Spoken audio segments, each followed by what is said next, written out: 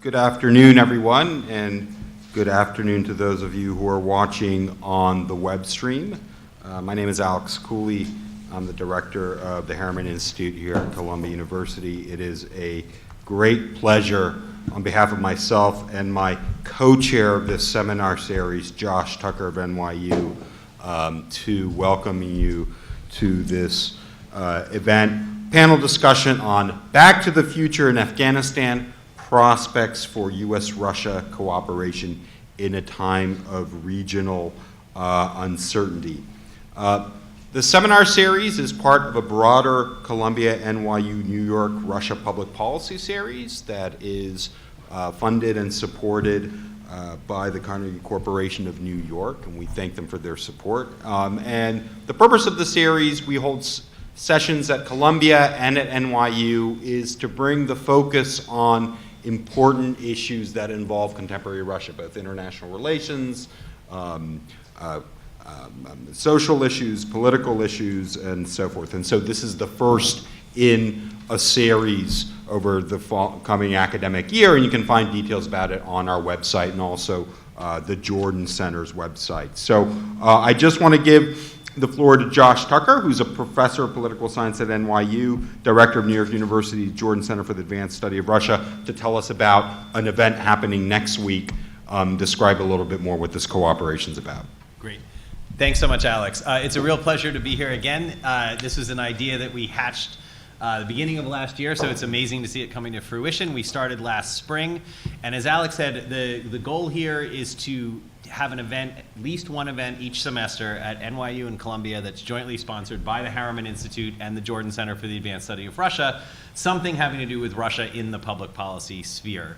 And so it's a great pleasure to be here today for today's event, which I'm sure is going to be fascinating, but I'm going to also take this opportunity to invite all of you to our next event, which through vagaries of scheduling and trying to get a bunch of people together on panels, on multiple panels, will actually be taking place on Monday. So it's a big week for the Russia Public Policy series, but our event will be on Russia and the 2016 US presidential elections.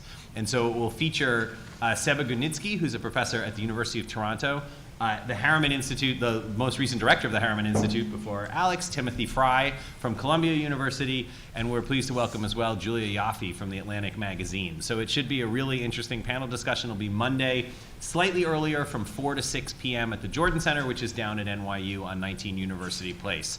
So I hope to see many of you there on Monday. If you can't make it, you can catch it on the live stream, but we think it's going to be a great event. And we've got lots of good stuff planned for the spring, so keep an eye out through both the Harriman Institute and the Jordan Center mailing lists and websites for future events in this series. But it's a great pleasure to have this cooperation between our institutes across NYU and Columbia and across Jordan and Harriman. So with that, I'll turn it back to Alex. Great, thanks, Josh. So first up today, Afghanistan, and we have just a really amazing set of panelists, and couldn't think of more knowledgeable experts in their areas to talk about whether U.S.-Russia cooperation is possible in Afghanistan and what the issues that both the U.S. and Russia agree and disagree on might be. This is a time of real political uncertainty, regional uncertainty, uncertainty in terms of the U.S. foreign policy outlook. So all of that makes this particularly timely. And of course, the Trump administration's announcement that it would increase the U.S. troop presence in Afghanistan without a timetable this time for the withdrawal signals perhaps a new force-based approach to solving the conflict. At the same time, we've seen Moscow very active over the last year, a little more than that, on the issue. And interestingly enough, as we have in the write-up, Russian Foreign Minister Sergei Lavrov commented that the Trump administration's new strategy is, quote unquote, a dead end. So we'll talk about these and other important issues. Just very briefly to introduce the panel, first we have Barnett Rubin, who's a senior fellow and associate director of the Center on International Cooperation at New York University, where he directs the Afghanistan-Pakistan Regional Program. And amongst the many positions he has held from 2009-2013, he was a senior advisor to the Special Representative for Afghanistan-Pakistan in the U.S. Department of State. 2001, he served as Special Advisor to the UN Special Representative of the Secretary General for Afghanistan during the negotiation that produced the Bonn Agreement, and he has extensively published on the region as a leading commentator on the region. Going down the table, Dr. Katerina Stepanova heads the Peace and Conflict Studies Unit at the Institute of the World Economy and International Relations, IMMO, at the Russian Academy of Sciences in Moscow. From 2007-2009, she directed the Armed Conflicts and Conflict Management Program at the Stockholm International Peace Institute, and she is the author of a number of books that looked at armed conflicts, terrorism, and insurgencies in a variety of settings. So welcome to Dr. Stepanova. And then at the end of the table, Professor Dipali Mukhopadhyay, who teaches, I always mangle the last name. Can you just say it? Is that okay? Who teaches international security at Columbia School of International and Public Affairs, and she's also an affiliate of the Saltzman Institute of War and Peace Studies, and has just published her book on warlords, strongman governors, and state building in Afghanistan, where she looks at palace politics during the Karzai presidency. Just one note, as I thought about this, the last time we had assembled the panel together, we were in Bishkek, and we were talking about possible regional uncertainty now that the U.S. was withdrawing from the region and what was going to become of Russia and China and local politics. And I would just note that we've just had the Kyrgyz presidential elections, and I don't know which political system now is more stable, the American one or the Kyrgyz one, or sort of predictable in terms of the outlook. So the format today, about 15 minutes each. I'll give the panelists a 5-minute warning. Everything is on the record because we are being streamed, and we will have a digital archive of this for commentators and researchers in the future. So if you ask a question, please note that you will become part of this illustrious group. So with that, I'll turn it over to Dr. Rubin, who can bring us up to date on U.S. and Russian perspectives and the situation in Afghanistan. The news about this now in the United States is that Russia is back in Afghanistan. But of course, that's not the first time that Russia is back in Afghanistan. That's how the first Anglo-Afghan War started. And then there was the 1980s. And then in 1995, I got a call from Jim Risen of the New York Times, who told me that he had this amazing story coming out that Russia was back in Afghanistan because they were supplying some arms to Ahmad Shah Massoud in northern Afghanistan.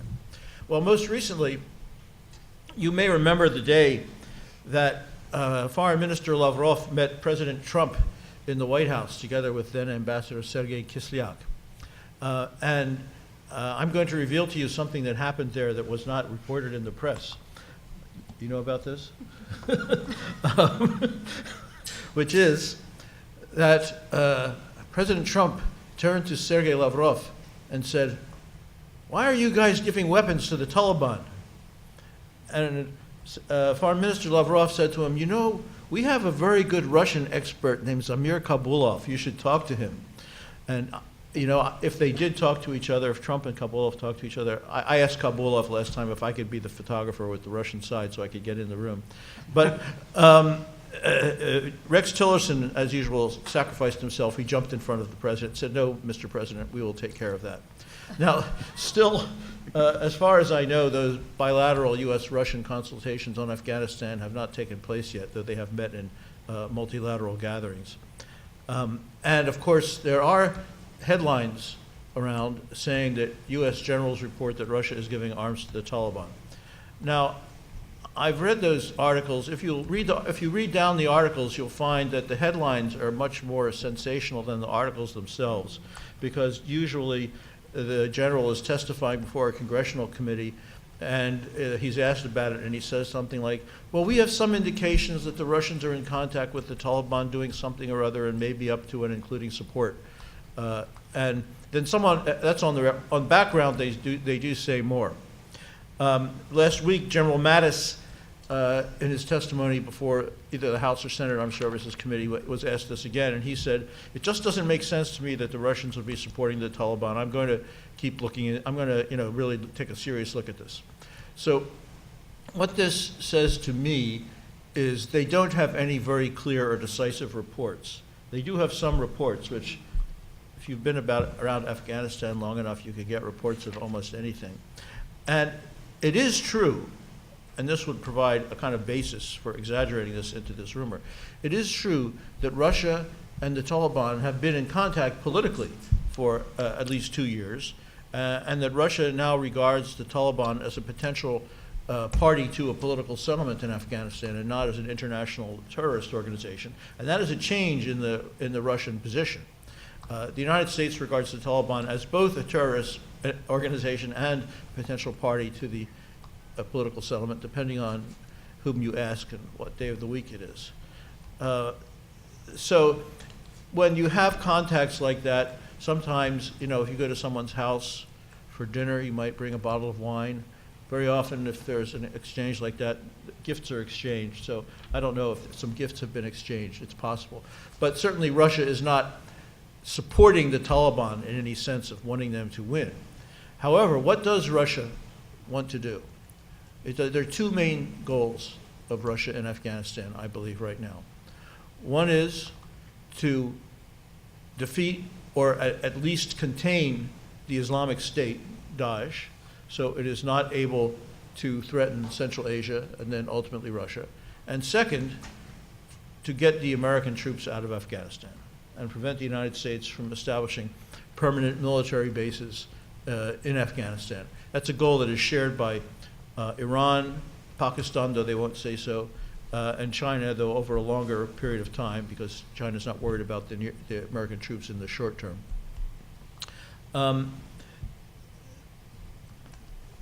that has corresponded with a number of shifts in the power dynamics of the region. There's a reason for this. Now, so let me just go back and say that in 2001, when the United States initiated its military operations in Afghanistan, the United States and Russia cooperated in the sense that then Putin was the president in 2001, right?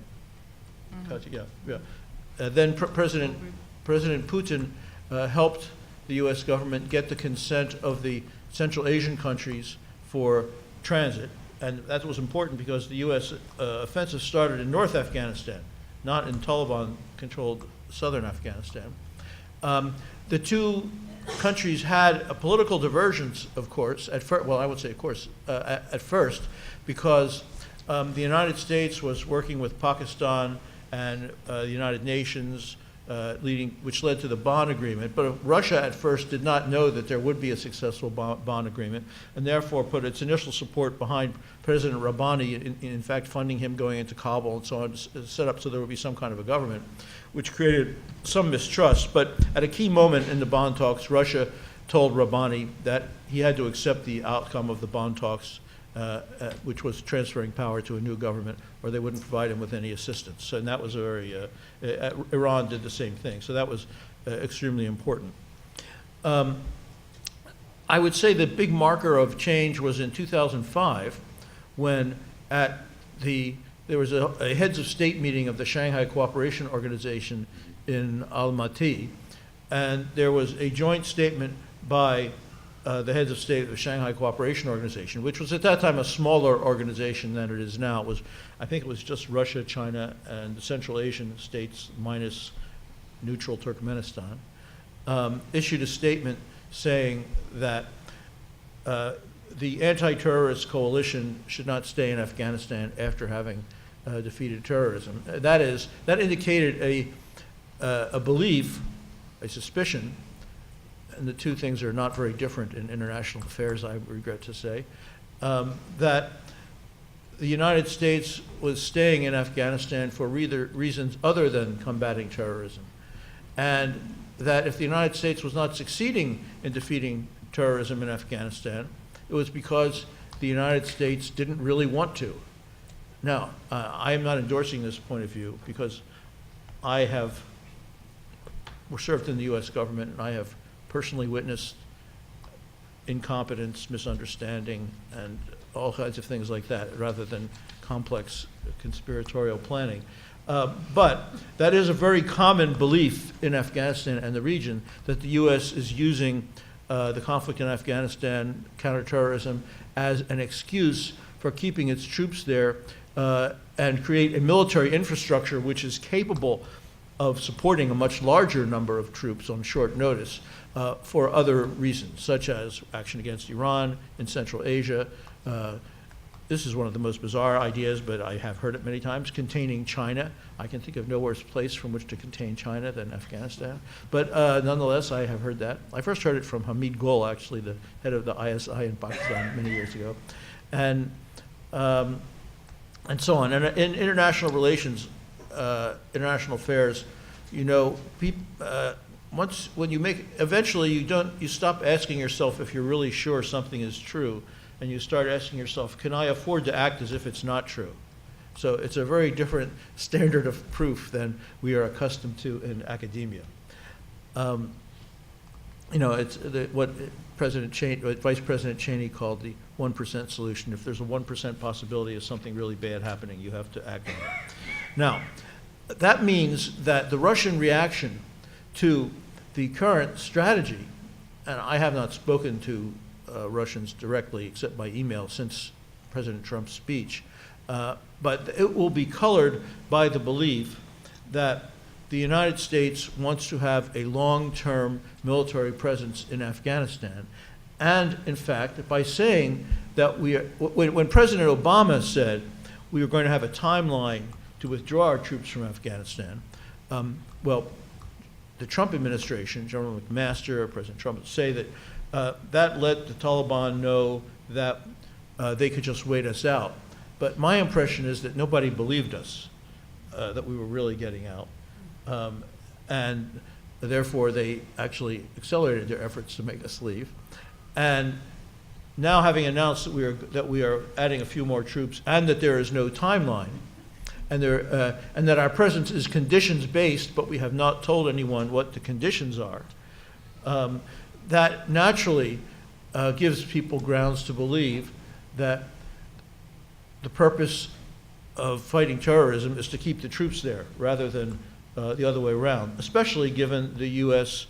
Much more aggressive policy toward Iran, more aggressive policy toward China that was announced yesterday, and of course a very confusing policy toward Russia, a more aggressive policy toward Russia on the part of most of the government, but not by President Trump. And we have yet to see how that is going to shake out. So therefore, I think that really the only country in the region that welcomed the two countries in the region that welcomed U.S. new strategy were Afghanistan and India. Now, add to this a speech that Secretary Tillerson gave yesterday at CSIS in Washington. And that speech was not about Afghanistan. It was about U.S.-India relations, but it was about Afghanistan.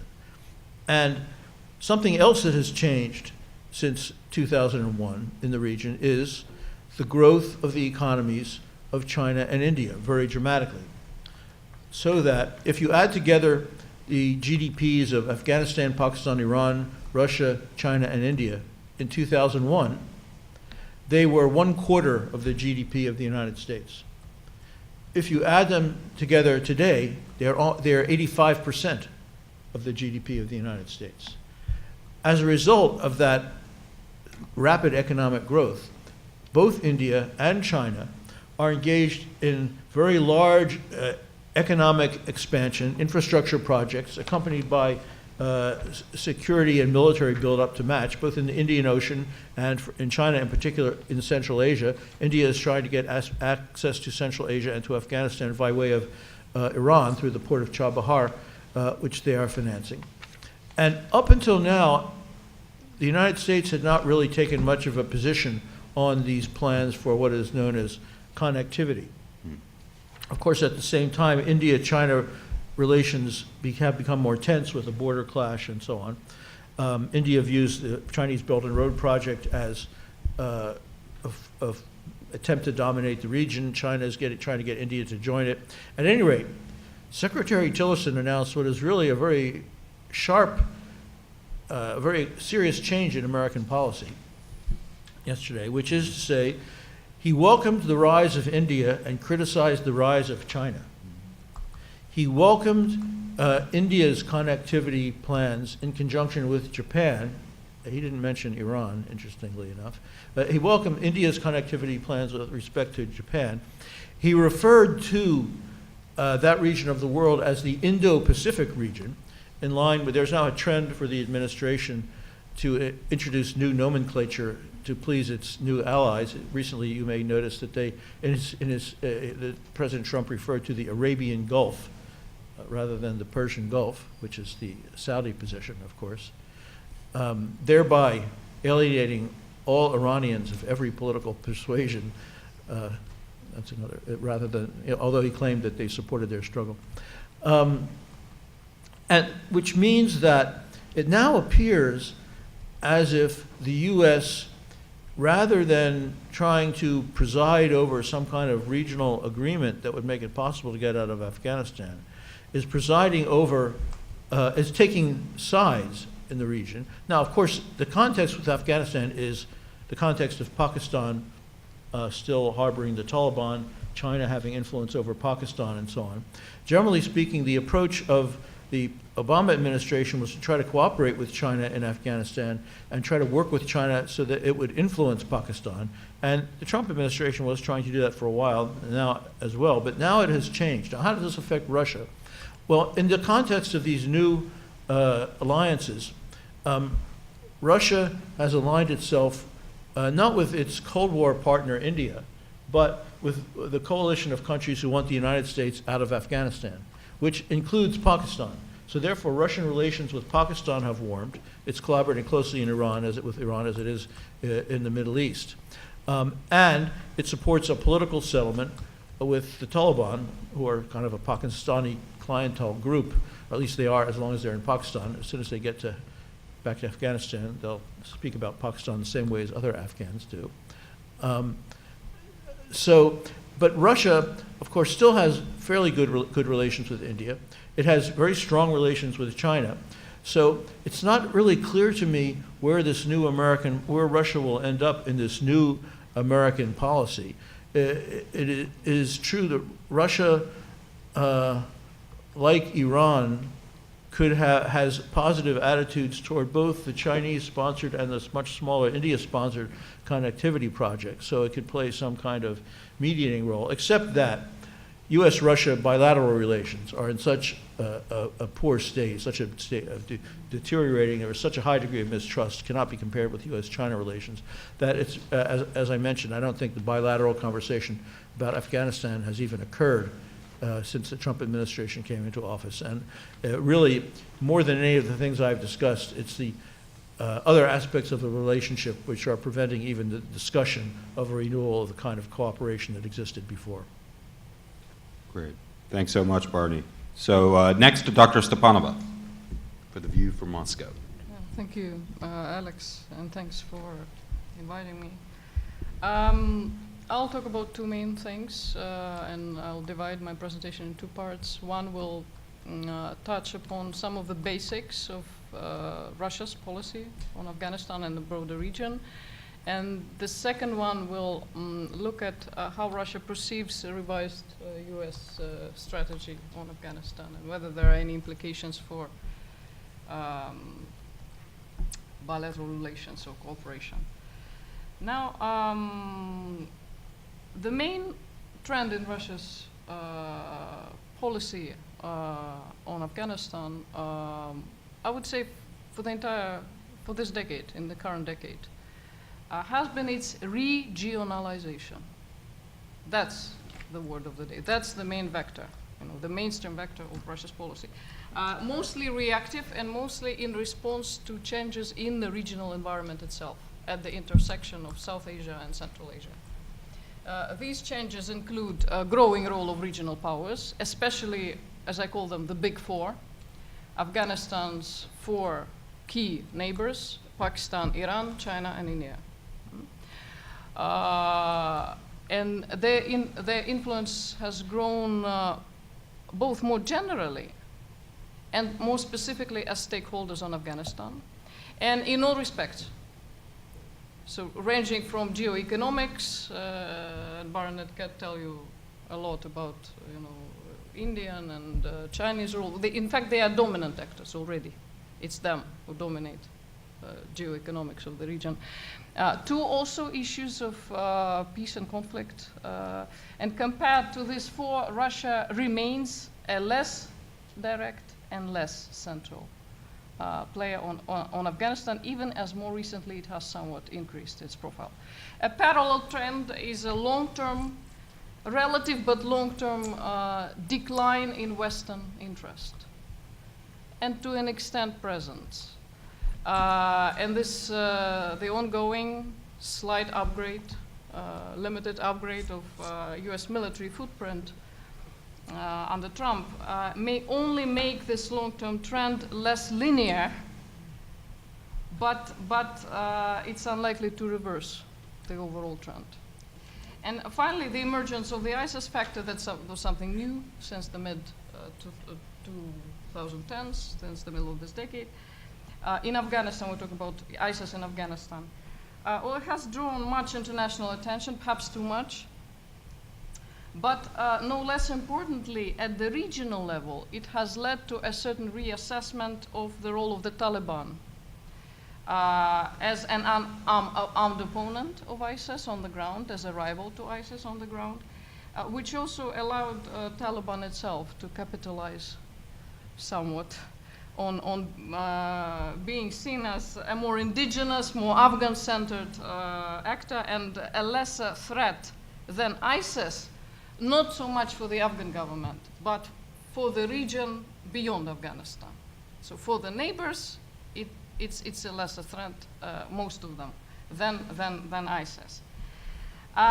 So regionalization is the main vector of the Russian policy, but two other basics of this policy are worth mentioning. First of all, the main focus of Russia's policy in the region is not on Afghanistan, it's on Central Asia. Where Russia's interests are large enough, they're not too large. They vary from, they're perhaps lowest on the economy side, the strongest on the security side, but they are large enough to merit direct security engagement and to merit even a collective regional security alliance. Okay. Second basic thing about Russia's regional policy is that Russia's main Afghanistan-related interests are primarily about security and not geoeconomics. Russia's investment, even in economic development of Central Asia, or Soviet Central Asia, is quite limited. And anything beyond that, be it revived interest in regional energy projects, existing projects, Tapi, Kasa, or Russian plans to build this offshore pipeline connecting India, Pakistan, Iran. This is more of a prospect than of sort of reality. Right? So instead, Russia's two main concerns about Afghanistan are A, implications of instability, conflict, and violent extremism in Afghanistan, less directly for Russia itself, but more disturbingly for Central Asia. For now, the risk of this spillover is not very high. It's not very high. But it's so dynamic and the risk could somewhat increase. For instance, if some of the foreign fighters of Central Asian origin that left for Syria and Iraq, and if some of them choose to not to stay in the Middle East and Europe, some of them will, yeah? But some of them head back to their home region. It's not very easy for them to get to their home countries. These are police states, yeah? So they may actually accumulate in northern Afghanistan, which is a gray area, close to home, and populated by their ethnic kin, by Afghan Tajiks, Uzbeks, Turkmen, and so on and so forth. The second concern, major concern that Russia has about Afghanistan are illicit drugs of the Afghan origin. Russia's heroin market is just overwhelmed. It's completely dominated by Afghan heroin. And this is a more direct threat to Russia's own homeland and population. Now, both these concerns are long-standing concerns that are not directly related to the West. There is life outside the West, and no U.S. NATO presence can remove in principle, you know, these concerns. Since the middle of this decade, there are also two main new elements in Russia's policy on Afghanistan. Both reflect regionalization of this policy, and both involve a shift from what used to be more reactive patterns, you know, more hands-off approach, to greater flexibility and diversification towards the main actors in the region, towards the main, particularly the main veto players, you know, actors that matter, that really, if they are not in, they could spoil in everything, and so on. The main development here was something that I think Barnett mentioned already. Russia kind of stepped up regular consultations on dialogue on Afghanistan with its old traditional partners, including India, including China, and including Iran. But a new element was that it supplemented this with the missing, what used to be a missing link with a relative rapprochement with Pakistan.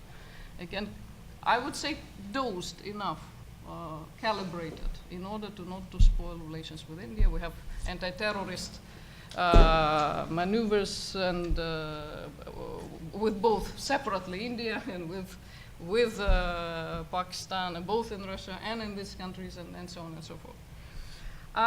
The second development is a surge in diplomatic activity, Russia's diplomatic activity. This is new, and it amounted to Russia's own track of regional, not just security consultations on Afghanistan, that happened before, but peace and security consultations on Afghanistan for the first time. And that's MFA's, Russian MFA's first major diplomatic initiative on Afghanistan in years. To give you an idea about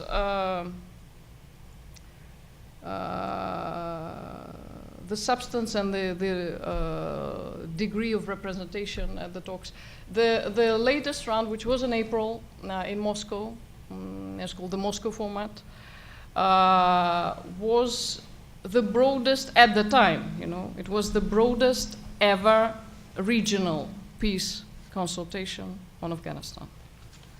It involved Russia plus 10 countries of the region. Afghanistan, all big four neighbors, and all 5 Central Asian states.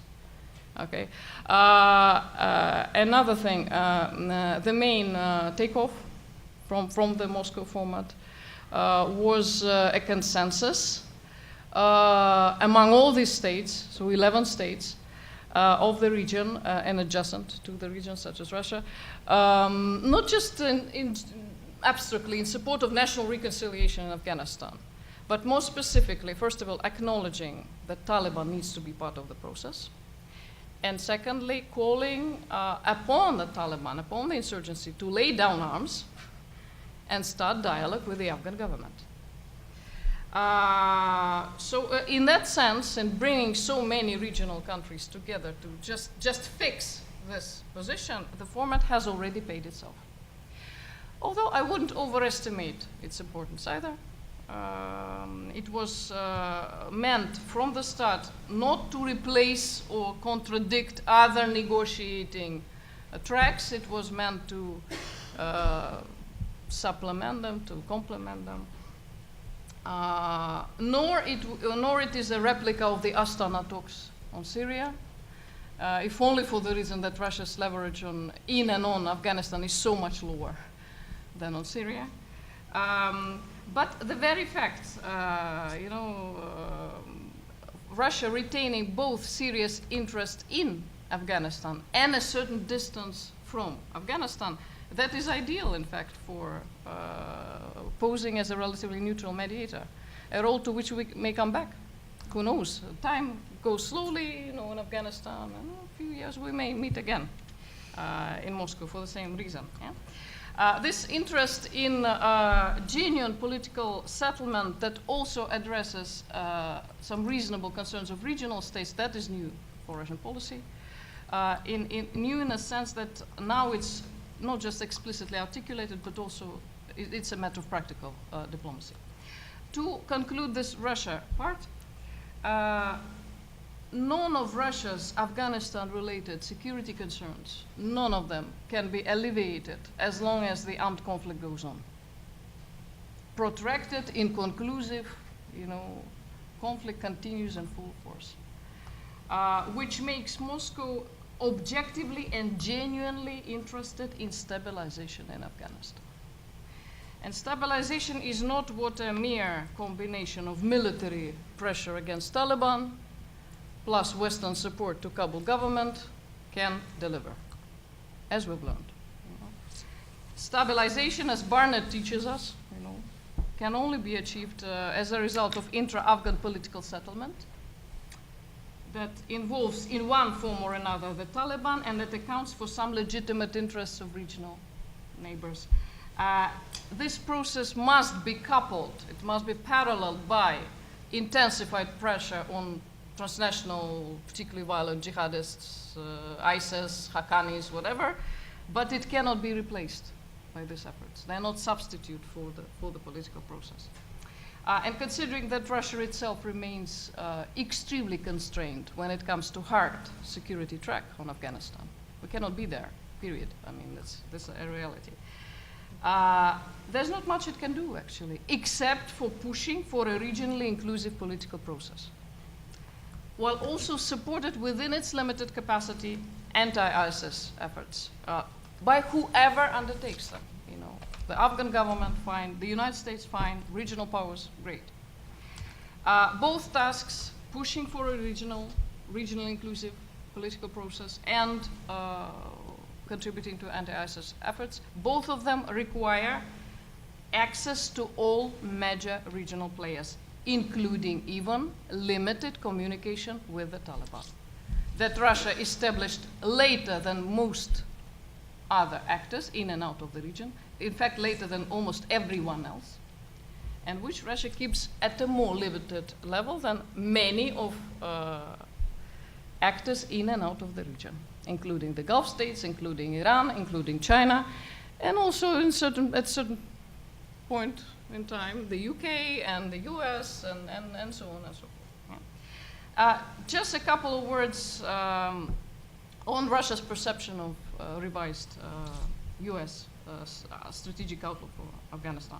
Now, I'd argue that one of the goals, not the main goal, but one of accompanying goals of this surge in Russia's diplomatic activity, late 2016, early 2017, was precisely to kind of stimulate Washington to come up with more clarity on what exactly it wants in Afghanistan.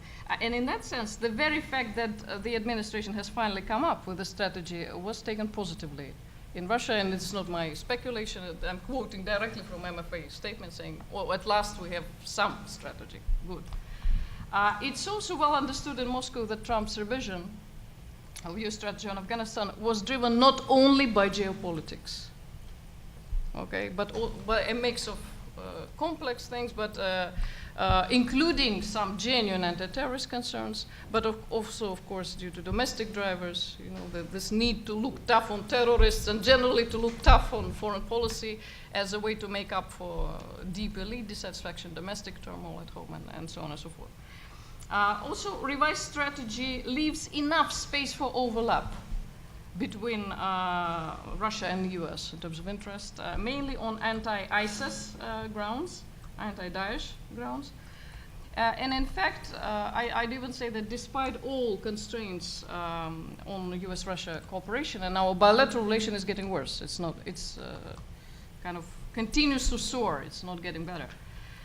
But despite that, Russia's objective interest in US security role in Afghanistan may actually even grow in the short to mid-term. In case, for instance, we have that scenario that I mentioned, if former ISIS fighters from the region start to accumulate in northern Afghanistan. In that case, of course, the interest actually grows.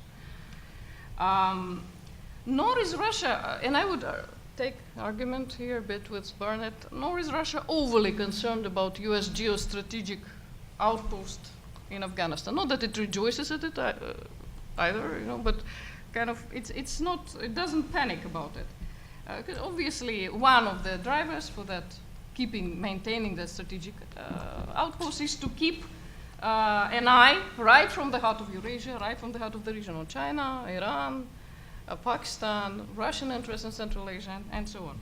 But the reason why it's not a big deal, too big a deal, for Russia is modestly expanded US security presence hardly makes any major difference. It's not going to make any major difference beyond some military correction, tactical correction on the ground.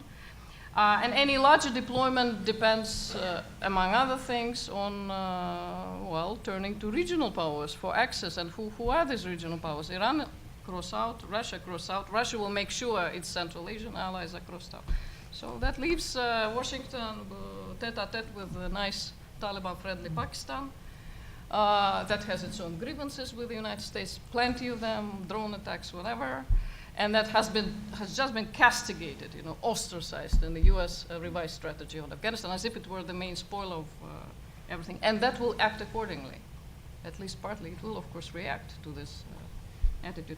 On the other hand, Moscow remained largely, and I think Alex mentioned it, Moscow remained largely unimpressed. I'll be using sort of soft language here, unimpressed by a revised U.S. strategy.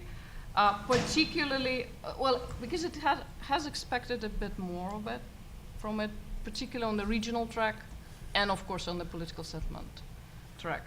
Beyond what is there, a vague suggestion that I'm quoting, someday, after an effective military effort, which means never, okay, a euphemism of saying never ever, because the effort has not been effective so far, why would it become effective now, yeah? So after an effective military effort, perhaps it will be possible to have a political settlement that includes elements of the Afghan Taliban.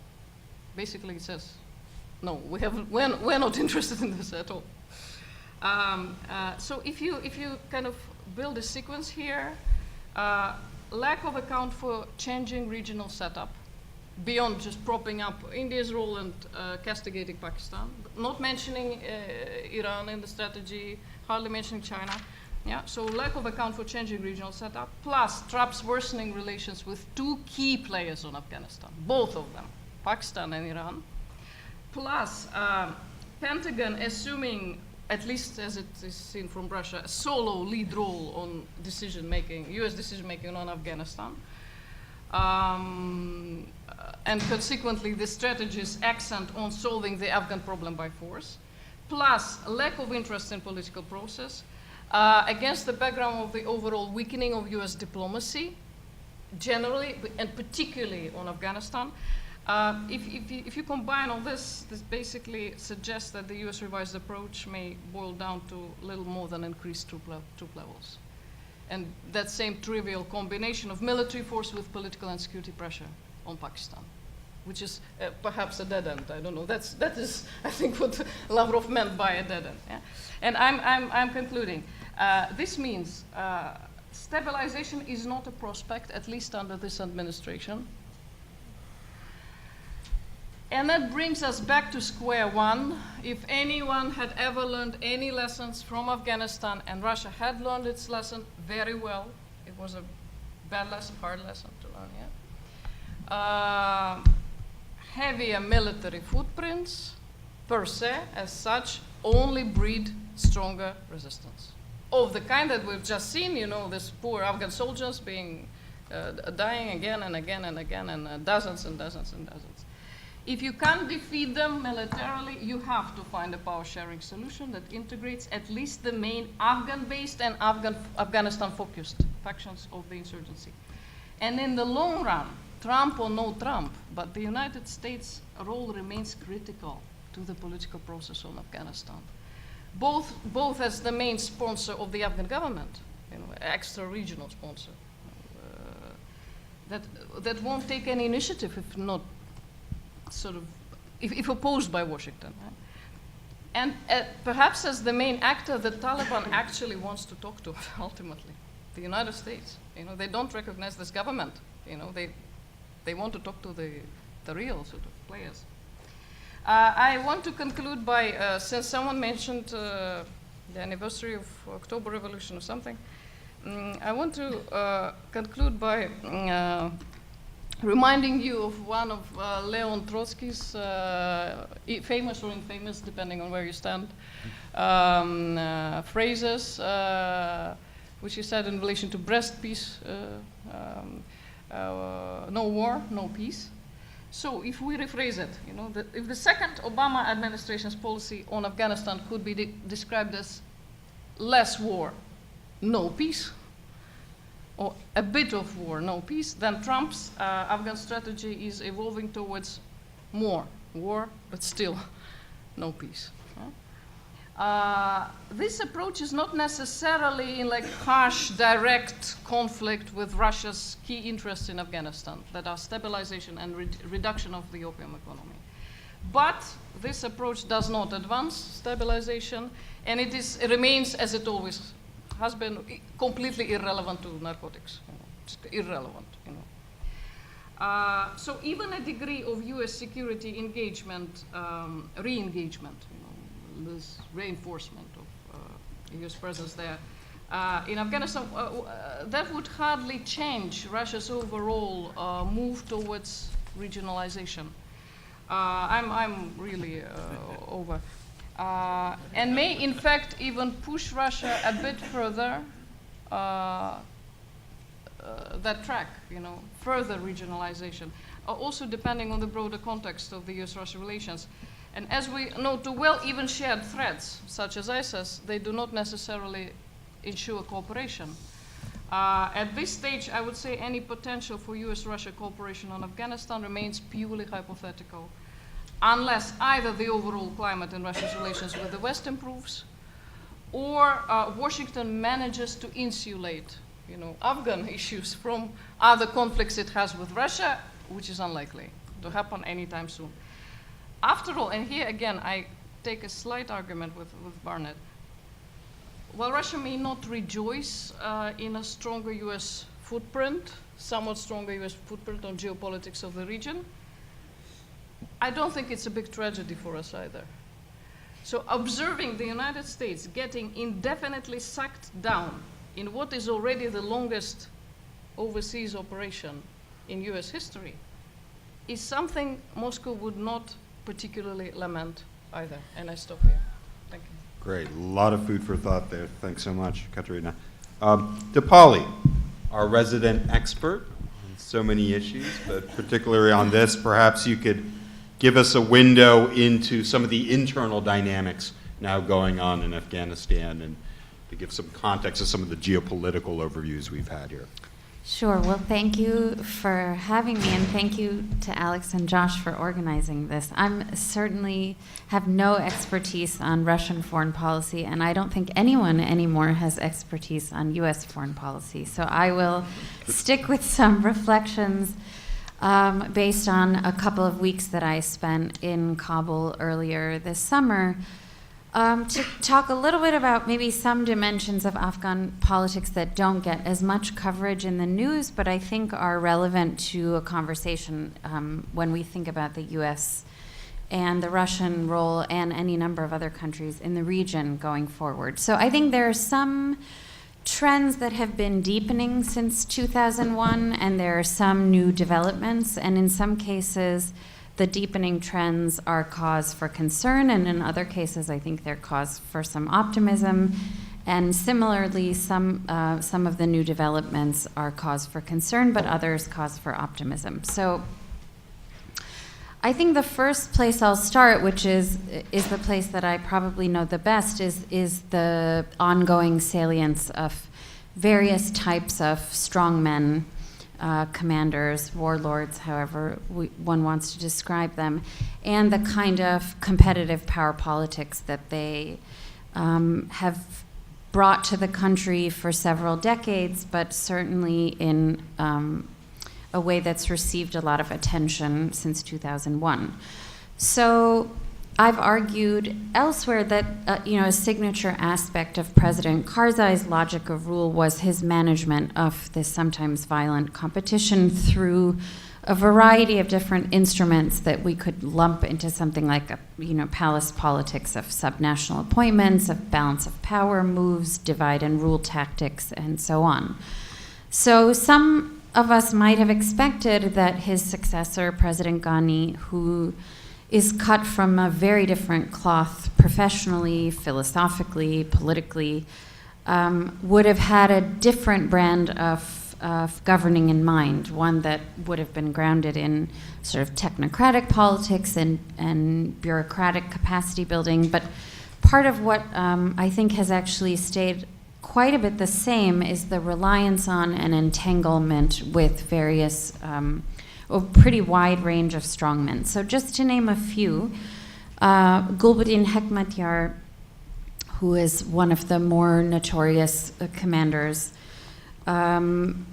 has come into the fold in a landmark reconciliation effort in which he and the insurgent wing of his faction, Hizb Islami, it was brought back to Kabul. And so far, the tensions with other factions have remained reasonably under control, and I think it will be interesting to watch how the party approaches future elections, both parliamentary and presidential. He recently signaled that the kind of fraud and the kind of foreign, what we might call mediation, others might call meddling, that took place in past electoral episodes won't be tolerable. And I think what's interesting, you notice when you look at Hizb Islami compared to a lot of the other players, is this is a quite seriously organized political party and probably going to be, has already been a significant player in Afghan politics for the last 15 years, but will be a different kind of player with Hekmatyar back in the game. So I think there are a couple lessons we can think about going forward, one of which is what can we learn from that deal, which Ghani brokered, when we think about future negotiations with other so-called spoilers, namely the Taliban. Are there parallels to be drawn there? And ultimately, this is a question which we can't yet answer, but is this going to be an affirmation of the kind of big tent philosophy of state building through political accommodation, or will we look back at this deal as kind of laying the groundwork for civil conflict erupting of a new kind down the road? So I tend to be in the former camp on that, but I think there are many people who are unhappy about this deal, and I think it's a space to watch. There's another strongman, Governor Atta Mohammed Noor, who again was another presumed target of President Ghani's reform agenda. Major player, maybe the most significant player on Abdullah's side.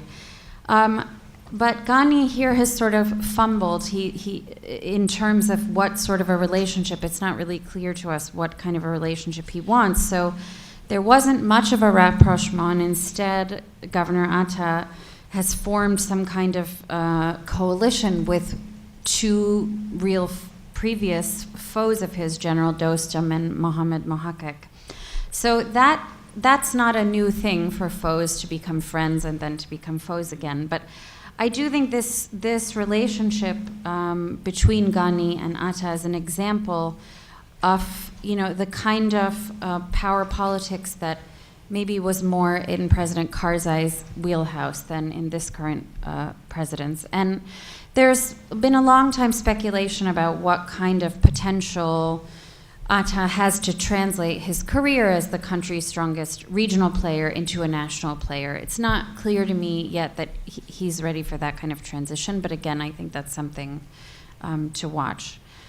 Then just two other strongmen that I think are worth noting. One is General Razzak in Kandahar, a notorious strongman of the kind of new variety, post-2001, who's been able to maintain a reputation as the indispensable kind of man in arms standing between Kandahar and the Taliban. And again, not the type of person we would have thought that Ghani would have wanted to have in a position of such political prominence, but given the extent to which the insurgency continues to rage, I doubt he's going anywhere anytime soon. And then last, maybe the most well-known is the current Vice President Dostum, who President Ghani brought on board, we assume, to mobilize the Uzbek vote to help get him into office, who is now, has been for several months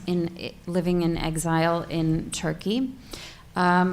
Maybe we could see this as some sort of final act of marginalization that the president has achieved, although I wouldn't count him out yet. And on the other hand, it's hard to think about how much of a victory one can claim when one's own first vice president has been banished on charges of sexual assault. So I think that those dynamics remain salient. The other thing that remains salient, which I think people might be more sanguine about, although I don't know how sanguine we should be, but is the ongoing importance of elections. So since 2004, this mechanism for political accountability has been really taken up by the population, it seems, as the primary way of attributing legitimacy to the government.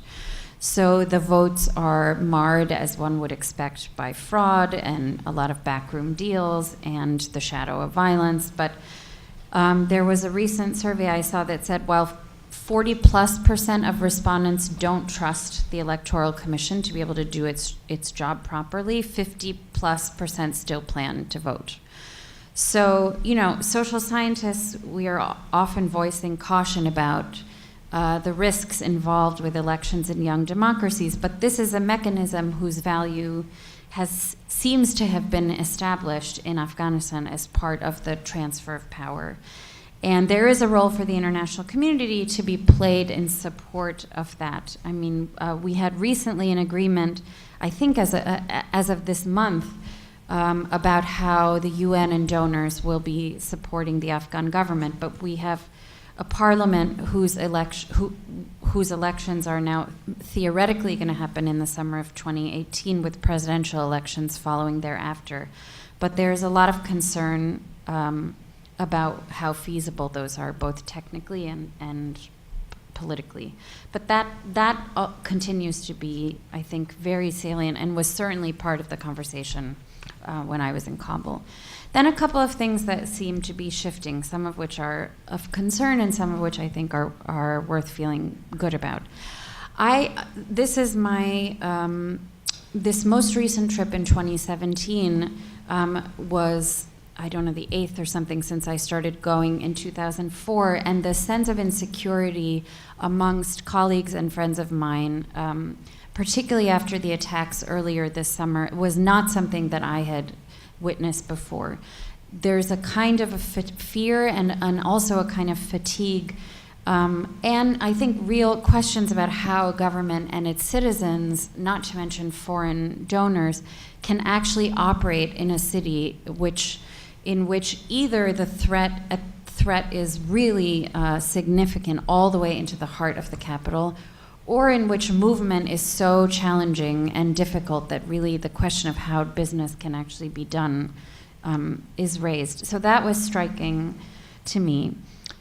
Relatedly, I think this spike in insecurity could open the door for a kind of language around security that poses some risk to democratic politics. So this sort of amorphous conception of an ongoing risk, which is clearly well demonstrated, I'm not saying this will happen, but I think could be the basis for delays around elections, justifications for harsher policies on the part of an administration that has been criticized in ways that I hadn't heard before. There were many criticisms of the Karzai government, but a willingness to use force against civilians, an attitude about the media, there was a harshness and a sort of iron-fisted quality to that, which I think is connected, could be connected to this kind of insecurity.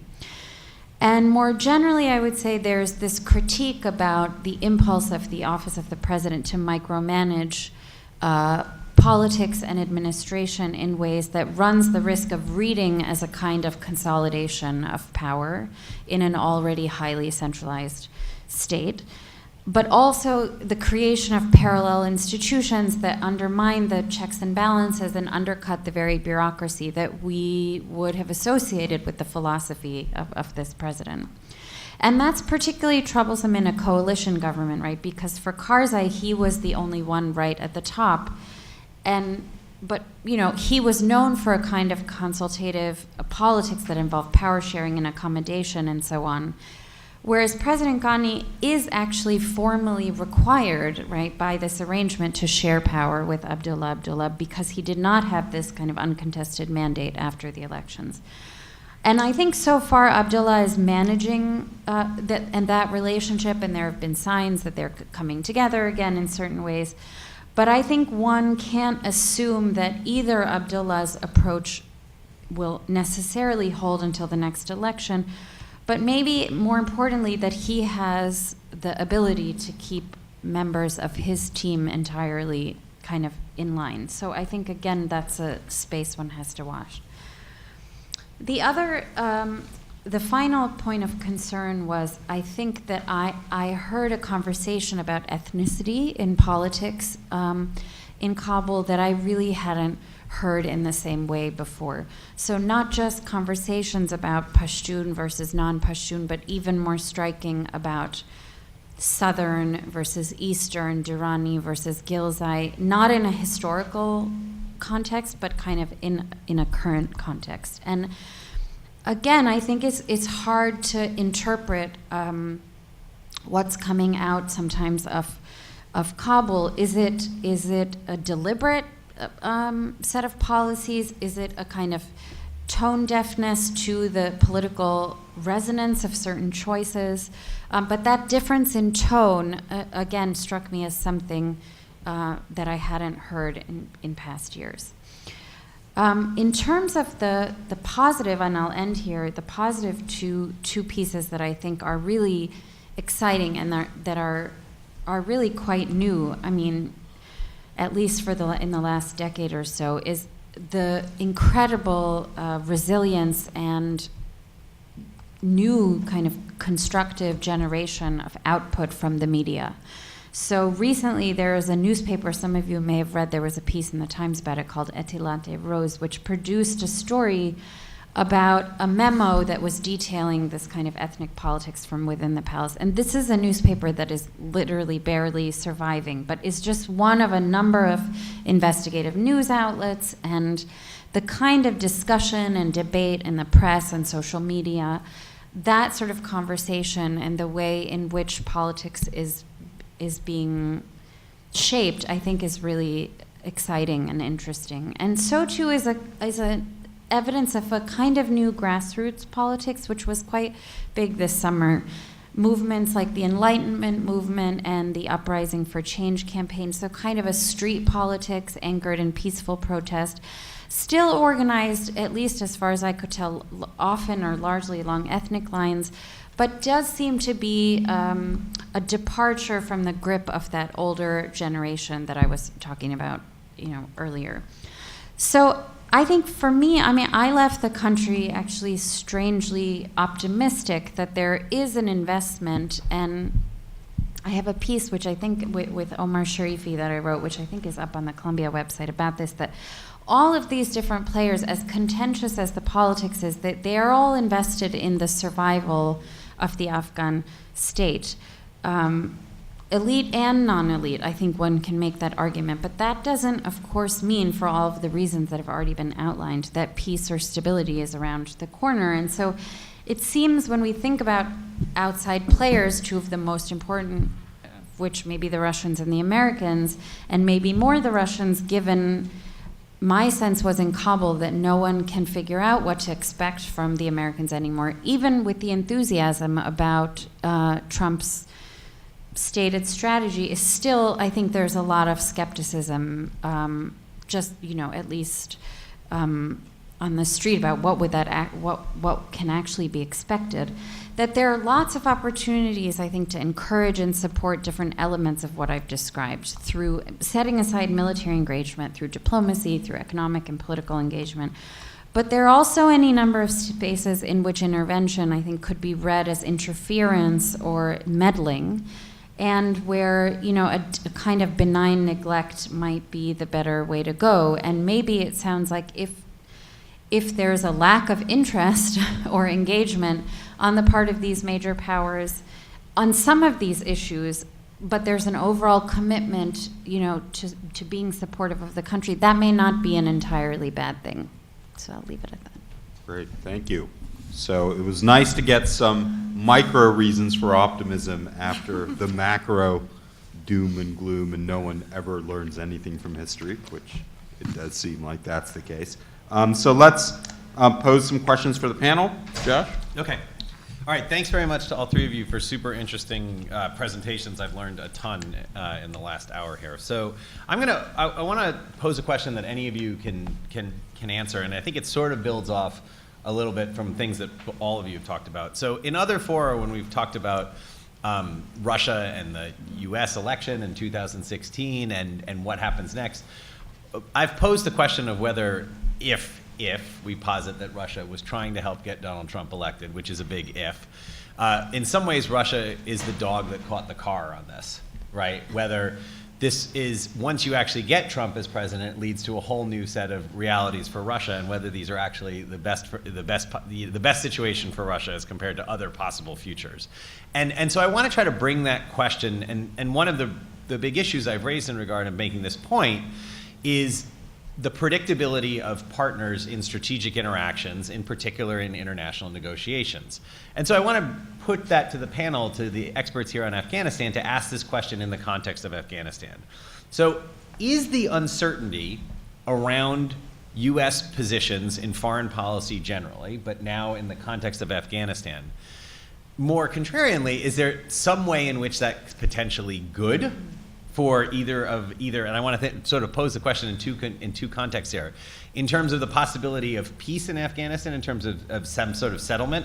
And here, although it seems counterintuitive, I sort of draw upon the transitology literature and the transitions to democracy literature, which there have been sort of very compelling arguments made that if you have uncertainty about the relative strength of the opposition and the old regime, that might actually be your best situation to get a successful transition to democracy, because both sides are willing to agree to peaceful negotiations. So is there some, leading to elections, is there some potentially silver lining here that the uncertainty about what the US is going to do about things puts other actors in a position where somehow by default negotiating becomes a better answer? Is it somehow potentially better for Russia that it can't tell what the US is going to do in Afghanistan? Maybe because it gives it more room to maneuver, it can follow its own lead in some ways.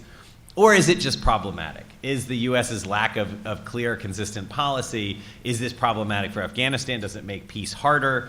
Is it problematic for Russia? Is actually Russia in a worse place right now in trying to solve things in Afghanistan than it was under the Obama administration, which may have been more antagonistic to Russia in some ways, but more predictable about it, and more than as compared to a potentially hypothetical Clinton presidency? And here again, I sort of am drawn more by international relations theory, which again suggests that one of the worst things you can have in a strategic interaction is no idea what the other partner is going to do. And I'm especially intrigued to push you guys on this a little bit in terms of, I believe it was mentioned by Barnett, but this idea that the US government seems to say one thing and then the US president seems to say something else.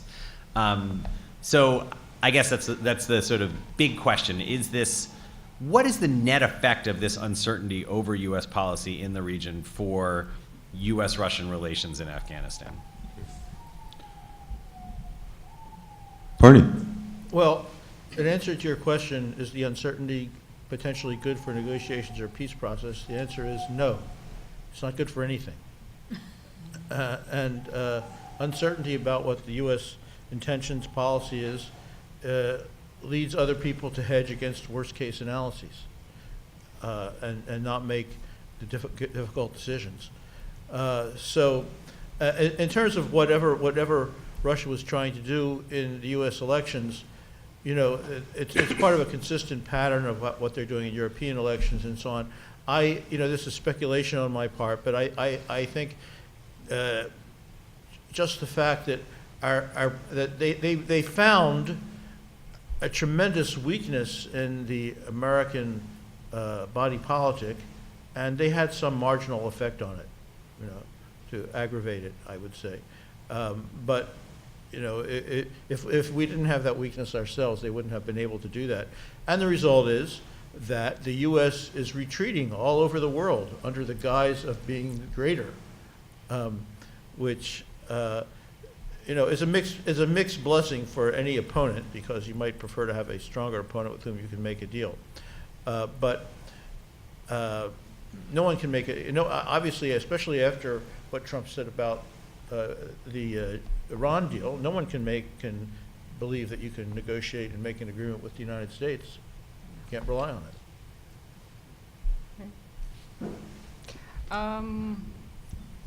I'd say that, yeah, I mean, maybe a year or two ago, the picture did not look that grim.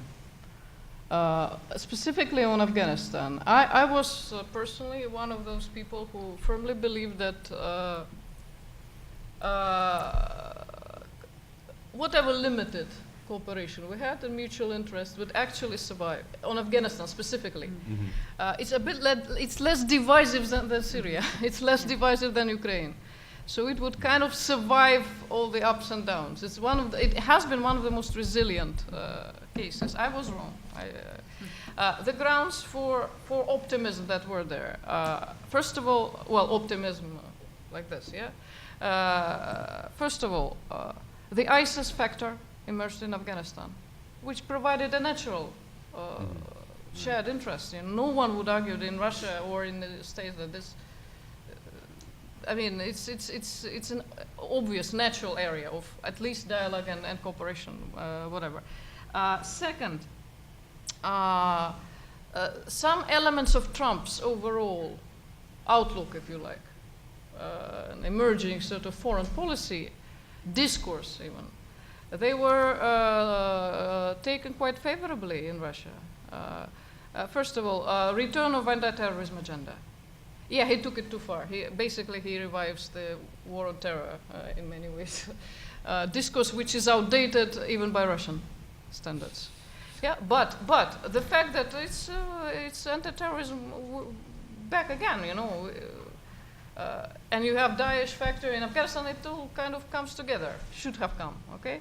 Second, no regime change discourse, no aggressive democratization imposed from the outside, nothing of the kind, you know. And it confirmed in the strategy where it basically says, you know, we're killing terrorists. We're not here to sort of engage in democratic nation building. Again, for Russia, this was a message with much broader implications than just. Particularly relevant to Syria and so on, Libya as well. And third thing, Trump's generally kind of better disposition towards Russia, you know, more pragmatic, more friendly attitude. All these three things should have facilitated cooperation in Afghanistan. And there are very concrete things that I mean, we talked through with Barnett and others for years, you know, that they could work out like this. They're technical, they make sense, you know, very practical sense. Natural area of cooperation in providing military technical assistance to the Afghan formal national armed and security forces. I mean, that's something we, you know, at some point, Pentagon actually entered in its first ever deal with Russia's arms expert agency and so on and so forth on 2 helicopter deals and so on. Second, last time we were really at odds with the United States. This is not the first time, okay, over Ukraine. The last time we were really badly at odds with the United States was over Kosovo. And that bombing, NATO bombing of Yugoslavia and whatever, and that did not prevent Russia and the United States to set up a joint group on Afghanistan. Just on time for 9/11. Just a year before 9/11. So when 9/11 came, and for the US it was a matter of getting in, and the format was already there. They actually discussed this at the meetings of the group. Russia shared an immense amount of intelligence with the United States. We cooperated in supporting the Northern Alliance and so on and so forth. So there was an insulation of some issues from the others. So that format, which unsurprisingly later morphed into US-Russia bilateral group on anti-terrorism, was cancelled by Washington, 1914. Could have been restored as a bilateral group, governmental group on Afghanistan, regardless of whether any high-level formats ever are in any foreseeable future. Okay, so there's a number of things that could have been done. Or NATO, for instance, was slowly Russian NATO Council slowly resumes sort of its meetings. Didn't meet for almost 2 years, and again, Washington's role is critical for making that work. That it had a group on Afghanistan. These things were discussed in a broader format. Of course, the fact that NATO and CSTO, Russia's-led collective security treaty organizations, do not talk to each other. I mean, understandably, these are rival organizations. There are deep geostrategic disagreements, particularly in Europe, but also elsewhere. But, so on these issues, like military, political, traditional issues, do not expect any dialogue. But because NATO is there to stay for some time in Afghanistan, and CSTO is also the main umbrella framework for discussing things like anti-terrorism, counter-narcotics, fighting transnational crime in Central Asia. It's the only regional framework to discuss that. It's a shame that, at least on these issues, not on our other disagreements, but at least on these issues we cannot talk. And of course, there's a lot of things we can talk about regarding drug money trail. Again, money could be made there. They could end up. I mean, U.S. market has minimal share of your heroin comes from other countries, okay, not from Afghanistan. No. It's a very small share, but the money can end up anywhere. Dubai, Abu Dhabi, U.S. financial system, Russia's. It's like this is where this area should be separate from other things. The problem is, instead of new opportunities, what we got was actually new complications. I'll mention just two and shut up. Inevitably, and because of U.S. sanctions regime, U.S. Congress, speaking about the government speaks with too many voices, U.S. Congress banned any use of U.S. funds to fund any military cooperation with Russia. So, Pentagon has its own problems. Pentagon is trolling Russia and Russian military systematically. I don't know, perhaps in revenge of the latter having outmatched it on Syria and elsewhere. But Pentagon basically comes up with this idea to replace Russian-made helicopters for the Afghan army. The biggest problem in Afghanistan, as experts would tell here, lack of air support to the Afghan security. This is really a weak spot. They need aircraft, they need helicopters, they need more air support. So they want to replace our with US made. Recognizing that that's in between, in the meantime, this could lead to further weakening of air support capacity. But so the deal is over now, and it's not going to work in any future.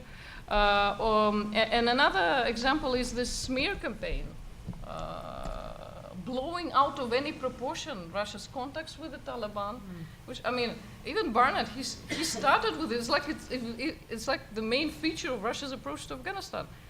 I mean, there are other things we are worried about, you know. It's a secondary issue. They were not even invited to the Moscow format, you know. Had they ever been, it would not be part of the format itself. They would have just probably met with, of course, only if endorsed by Afghan officials and informally somewhere on the margins, whatever, you know. Russia doesn't even, it can host, it has offered to host any talks on Afghan peace, but it does not insist even on brokering these talks directly, you know. It can play Lukashenko for Minsk, you know. It is ready even for that. So unfortunately, the level of mistrust is extremely high, specifically now on Afghanistan. Because one of the main sources of these rumors about Russia almost like turning to support the Taliban against US and Afghan government forces, which is complete nonsense. But that becomes like a word of the day, and it doesn't build. And of course, suspicions are mutual, and accusations are mutual. And both sides accuse each other of hyping and instrumentalizing also the ISIS threat as well, for different reasons. Yeah, but again, instead we get complications, although we had some opportunities. Yeah. One sentence? Yeah, sure, yeah. Kabulov is going, the Russian special envoy, is going to Brussels next week to speak to the NATO Council. Very good. I mean, I would just say when it comes to internal dynamics, like if you look back at the last 16 years, you can see various moments of more certainty, less certainty, and I don't know that that is a terribly useful indicator in terms of the ability of the outside actors, any of them, to really shape the internal dynamics in their own image as a function of their own interests. It's unclear to me whether more certainty in that regard would actually make that much of a difference in terms of internal political dynamics. I do think that I did have a sense in Kabul that, you know, there maybe, and that would be true. I haven't been to New Delhi since Trump was elected, but these are two places where there, as has been referenced already, there was some silver lining sense about Trump's election as a function of the possibility of shaking things. There's always this wish of shaking things up with Pakistan, and might the unpredictability of Trump and might the his impulsiveness and going from the gut and not wanting things to be fair and whatever, all of these sort of emotionally framed ways of thinking about American relationships and thinking about it as a function of transactions, that maybe that would shake things up in Pakistan. I mean, whether or not we can get into a whole conversation about what kind of influence the U.S. actually has over Pakistan under the best of circumstances. But it seems, absent, you know, any serious investment in diplomacy, any serious, you know, for the whole world watching the kind of gutting of the State Department and as was just described by Ekaterina, the kind of dominance of the Pentagon in this space. I don't think that. I mean, I think there's a positive feeling about a shift in discourse, you know, around this relationship, but whether that will actually amount to anything and whether there's actually confidence around that, I think, is a totally different question. And there, the uncertainty, especially around the individual person of the president, I think I assume just makes people more nervous than anything else. Very interesting. And I think your point also, Barney, about this sudden shift coming out of the Tillerson rhetoric about the Belt and Road, and it wasn't just the geopolitical siding, it was just using this terminology that somehow Belt and Road was predatory, that it was, you know, there for sort of state-operated purposes. You know, one wonders how that's going to play out too, and add another layer of sort of geopolitical implications when already regional cooperation is so tough. Let's take some questions now for the crowd, and just let us know who you are and who the question is directed to. So in the back. Good evening, everyone. My name is Pavel. I'm a first-year SIPA student. Thank you very much for organizing and participating in this panel. Special thanks to Professor Stepanova, who came all the way from Moscow. Unfortunately, we don't have that many representatives of Russian education institutions here at SIPA. Hopefully, you will like it here. You will be welcomed, and you will come back. And but my question is for Mr. Rubin regarding the remarks of Rex Tillerson that Russia had some kind of collaboration with the Taliban. Russia has had a very long, unfortunately, history of fighting terrorism, including Taliban, and this remark of Tillerson was met with fury, where a lot of representatives of Russian political elite were furious after that. And at this point, I felt like it kind of harmed US and Russian relations in many ways, not just in Afghanistan. So my question is, where this is coming from? Why Tillerson would say that? Like, this is so unreal. Like, it's hard for me to imagine where this information coming from. Yeah, thank you for that. And perhaps also, Bernie, could you also just add also a layer of your insights about Tillerson? Because he's such a mystery. I think to even those of us who study foreign policy, is there any kind of insight you can give us about his own views, biases, what makes him tick when engaging in this part of the world? Well, that's a very easy question to answer. No. I have no idea. Well, if you look at their statements, I don't recall Tillerson saying it actually. I recall Mattis said, I recall the military and Defense Department saying something, saying things about it, but whoever said it.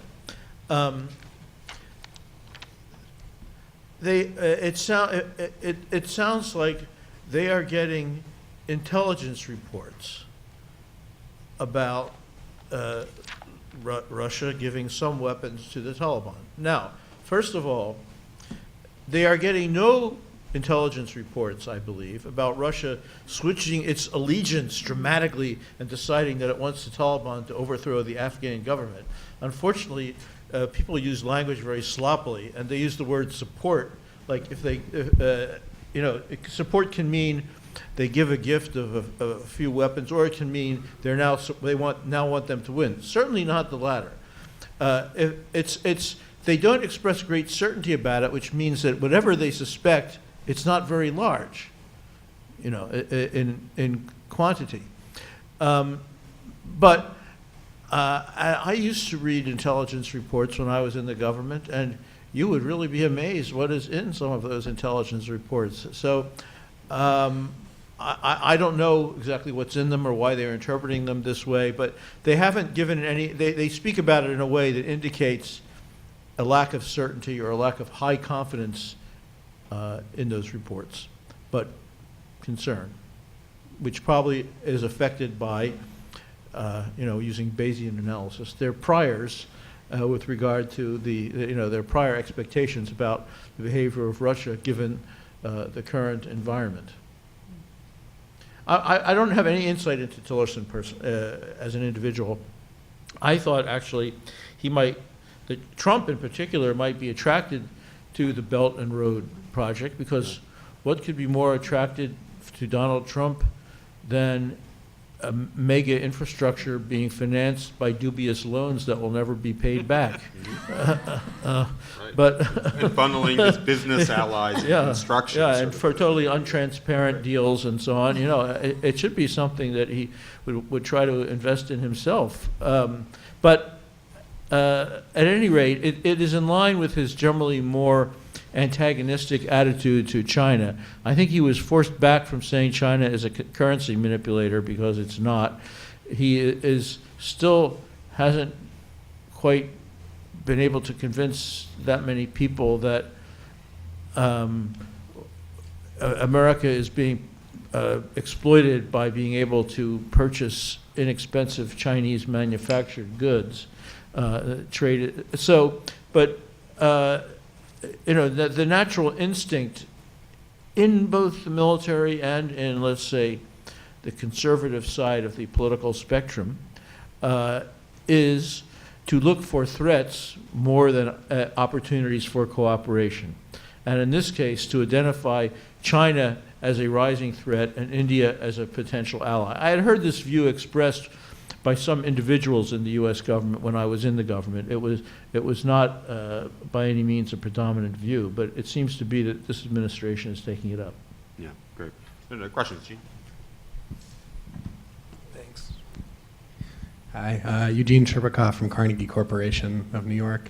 I'm wondering, to bring some of your comments together, has there been any indication of Russian support for different warlords, or maybe U.S.-Russian competition between different warlords, maybe particularly in the context of U.S. support for India or Pakistan in the region, how that all kind of shakes out? Thanks. Well, I can start. Well, I'd say the best thing that happened to Russia's policy on Afghanistan per se, you know, and it happened some time ago. It's not the latest thing, you know. But the best thing that happened to it in this century, let's say, is a gradual shift from select support to just few factions, mostly of the Northern Alliance, Tajiks, Uzbeks, you know, to prioritizing the national level. This is the largest progress. You know, another major progress was on the drug control policy, which started from extremely primitive things, you know, eradication alone, and the U.S. should do it for us somehow, for some reason, you know, and so on and so forth, demand side only, and so on. There's been a huge change from that, yeah. But on the political side, the best thing that happened to us was this, and it remains unchanged. This is the official policy. You know, support for. In fact, even the government is dysfunctional, yeah, but the political crisis that followed presidential elections, I mean, that was the only way to sort it out. Mm-hmm. And Russia appreciates, I think, the role that the U.S. played in getting out of that crisis. And in fact, Russia's own choice would be probably having one of them as one pillar, one head, and another of them. If maybe Abdullah as president and the other way around, but it understood very well that you cannot just have a northerner alone. So I think we're a bit past this stage of. Also, please mind you that half of our drug supply from Afghanistan, heroin supply, does not come from the south. Does not come from the Taliban-controlled south. Okay, half of our drug supply, some say more than half, is manufactured in the north. It's all trafficked through the north. Worst. It's also made. Part of it is made from locally grown raw opium. Not much is grown, but it's for our northern route. You know, we get the same 90 metric tons. You know. And their heroin is of higher purity, in fact highest in Afghanistan. But so for us the problem is not just with insurgents or particular actors. It's the situation with drug seizures and control in the north is worse. It's not better; it's worse than elsewhere. So I'm glad that at least we are past this stage of we just support these guys and not others. And my related short question on Dostum to Dipali was, is it actually true, or just again a rumor in the world of rumors that is Afghanistan, that Ark Palace actually informally offered to close all Gulen schools in Afghanistan in exchange for Turkey keeping Dostum in exile there, or is it just nonsense? And again, another rumor, along with Russian military disguised as medics suddenly appearing in Uruzgan, and then Chinese military appearing at once in several areas, and Iranians, of course, omnipotent and ubiquitous and everywhere, and so on. Thanks.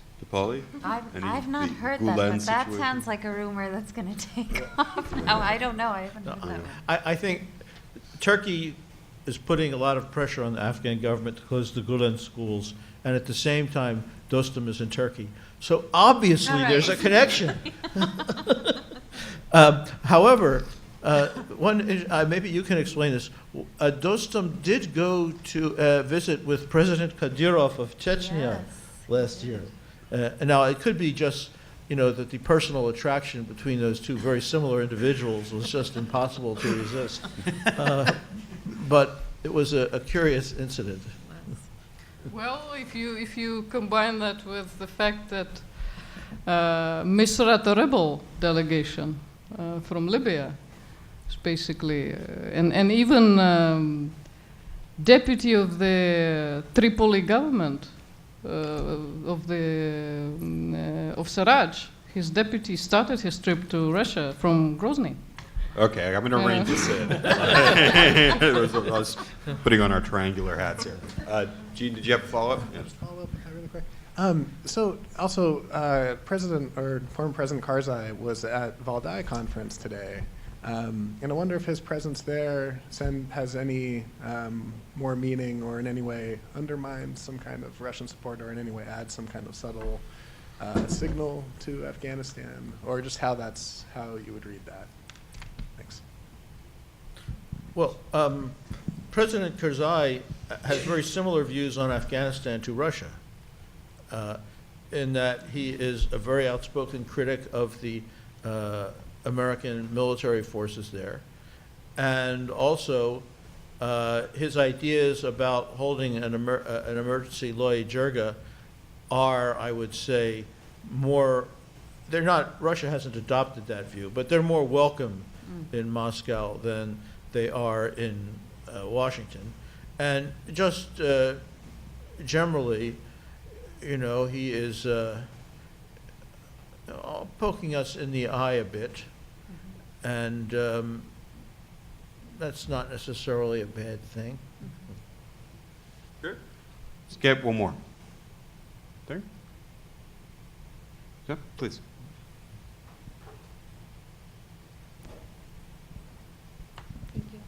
Ilaha Rahmani, I'm from NYU. I have a quick question on Karzai specifically. How much influence do you think he has on current administration? He's very vocal on Twitter and social media, so I'm curious. Yeah, go on. The Karzai factor. Do you follow him, Paulie? There, yeah. I don't know. It's a really good question. I think as Barney suggested, I think that he is a voice of that is sometimes welcomed and sometimes not so much welcomed, but it is kind of constantly articulating grievances on behalf. I think he has a way of speaking on behalf of the quote-unquote Afghan people, to articulate those grievances and to be empathetic in a way that the current president is not quite. That's not, again, in terms of wheelhouse, that's not really as much his wheelhouse. So I think that President Ghani's real forte is when he travels abroad, and the way in which he's able to articulate Afghan interests, the way in which he's able to articulate a vision of what Afghanistan could be in the region, how the West should be thinking about the region differently. These are really skills of his that Karzai did not have. I mean, quite quickly, right, the relationship kind of devolved. Internally, I don't know. I mean, I don't get a sense that people are like hankering for his return. But I do think there is a little bit of sentimentality that emerges. I mean, maybe it's the way people feel now, who are really upset about George W. Bush, feel about George W. Bush now that Donald Trump is in office. I don't know, there's some sense of, well, I feel like I can understand that approach more. I feel like maybe things were better back then, even though at the time, you know, the politics was really contentious. But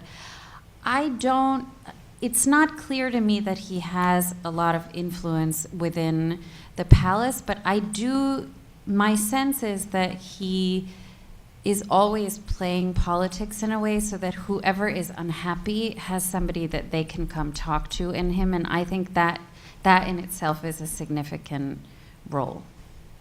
Super. Just one, he has no organized political base. He has unlike Gulbuddin and Hekmatyar. Yes, agreed. Great. So I think that's a good place to wrap up. I think one of the takeaways, and this confronts all of us who work on sort of U.S.-Russia and U.S. broader regional stuff, is just the point Katerina made about, you know, the inability to compartmentalize and how that's going to become more and more difficult. And I have this feeling that if we were to do one of these sessions on Syria, right, or one of these sessions on Ukraine, or almost every other sort of basket of issues, I think this would be sort of, you know, a theme that would recur. And how we get ourselves out of this box, right, is something we need to think about more and talk a lot more about. But I want to thank all the panelists for being here and sharing their really knowledgeable insights. Thank you to the audience members and here and both watching on live stream. And just a reminder, on Monday at NYU, we will look at the topic of Russiagate more explicitly. So please join us for us and for our future sessions. Thank you.